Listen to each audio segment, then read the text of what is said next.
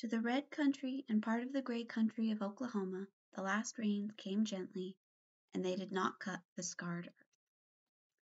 Today on Relish Books, I'm talking about The Grapes of Wrath by John Steinbeck. This was published in 1939, and it is taking a look at kind of all across America, but a particular class of Americans during the Great Depression. I just read this for the first time a few months ago now, and it's the first John Steinbeck novel I have read, so I'm just going to tell you what I thought of it. I really like this copy. I got it at Barnes & Noble. It's a Centennial edition, but it's just like really soft. It feels really nice, and I really enjoy like the feel of reading it, which isn't super important, but it's definitely nice, a little something extra. So when I first started the book, it took me a while to get into it. I could tell that the writing was very beautiful, but it was so slow paced that I really had to kind of get acclimated to it. And I think a lot of novels are like that, particularly the more like literary fiction type of novel, but this one more than a lot of others I'd read. Because even though I usually really love a literary style that kind of takes its time and just kind of talks through things, this one was hard. It was difficult. And part of it was because I knew it was about like this family, and it kind of takes its time getting to them. It kind of starts just on observations on just the land and the country and what's going on. But after a while, that's one of the things that I really came to love about the book. It's divided pretty equally into every other chapter. Sometimes there's two, it's like two away from the family and one on the family, but usually it's about every other one of them. It'll be focusing on the Joad family, and then there will be a short chapter that's just about the country in general, or this particular group of people, or just kind of an observation. It's kind of just pull back and get a look at the bigger picture. This novel is all about the bigger picture, while at the same time being very up close and personal with this family. And I came to really, really enjoy it, but it definitely took time. So you start out, and once you even get to the characters, it takes a little bit to get to the characters. It's just kind of talking about other stuff. Once you get to the characters, at first I was like, what's going on? Like, who are these people? Because I knew it was about, I kind of knew some of the things that it was about, like about all these farmers being pushed off their land when they couldn't afford to pay their taxes or mortgages or whatever.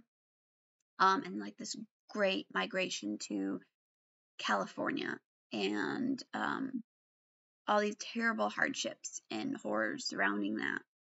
And you kind of meet these characters, and it's just Tom and this revivalist preacher guy that he meets, and they're just like hanging out, talking about all the women they'd been with. And at that point, that's pretty early on, and at that point I was kind of like, what am I reading? This is not what I expected. Should I keep going? I was in it for the long haul. I think when you take the time to read a classic, you should see it through. But I definitely had thoughts of stopping, because for a while it was so slow paced.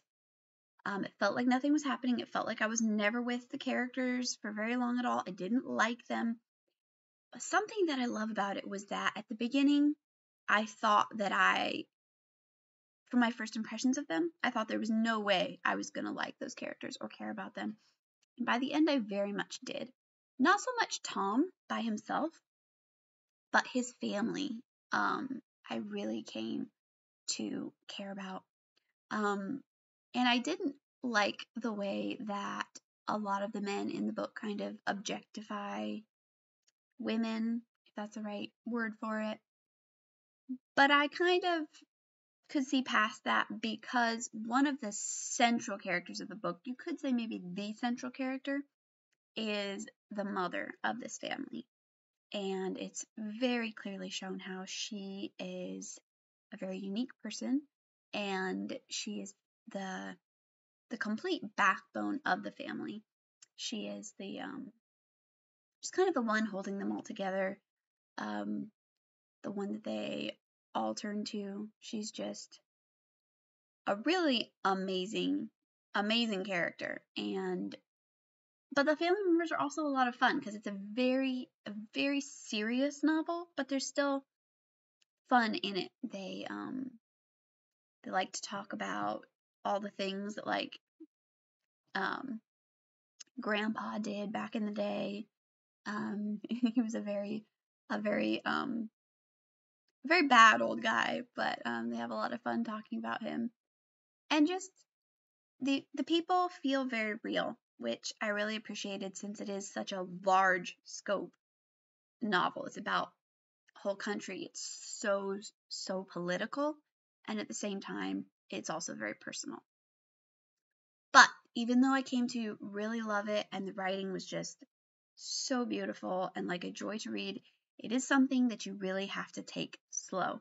There are those books that are just paced slower, and to understand what's going on and to understand the writing, you really do have to read it slower than you would read other books. You have to literally take the time to really pay attention to each line of the book to kind of like soak it in, because it's very deliberately written, which is something, again, that I really appreciate, but can be hard to get into. But once you get used to the flow of it, again, I just really enjoyed it. It was just a very unique style of writing, and it feels like he took time to choose every word that he wanted so precisely. And it's also, but he's also great at characters. Like, even in the chapters that aren't about this particular family, he'll like just do a chapter that's like about all of the little diners on the sides of the road that all these truckers stop at to get pie. And it just really takes you into, it's amazing how in one novel he really does show this whole scope of America in this time period. And so it's really amazing. It is very difficult in that, you know, these people are constantly dealing with hardships. People are dying all the time.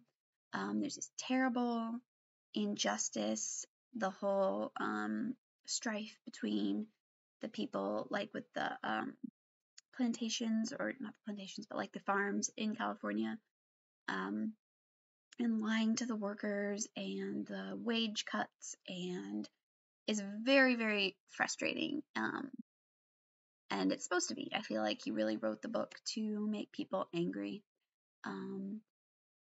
And yeah, there's definitely some violence, some nastiness. And the only real complaint that I have about the book, though, because I think as a whole, I think it is something of a masterpiece. I don't like the ending. I understand that you have to stop it at some point. He very purposely leads you up to a certain place and then leaves you there, and you're kind of just left to imagine what might happen next. But the actual ending, some people I'm sure say that it's very artistic and powerful, but I didn't like it. It leaves you at a cliffhanger, in kind of in a pretty, it's supposed to be moving, but to me it was just a very awkward and uncomfortable situation. And I just wish that that's not where it had ended.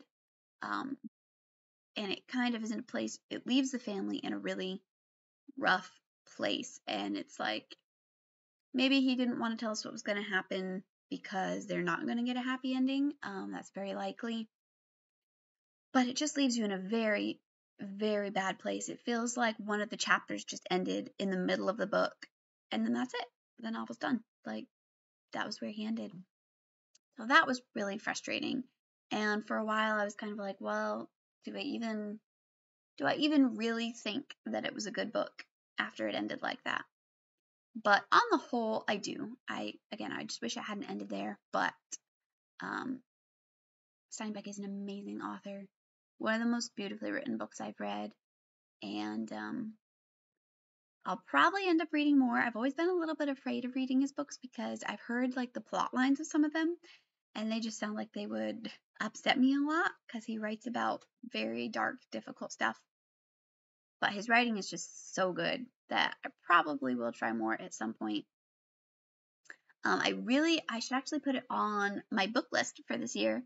I really want to read Travels with Charlie, which is a nonfiction that he wrote just about road tripping across America with his dog, which sounds like could be boring from some people, but with writing like his, I bet it's great. And yeah, I should read more of his novels, but they are difficult. But I think that this one, at least, is definitely worth the read if you're into literary fiction.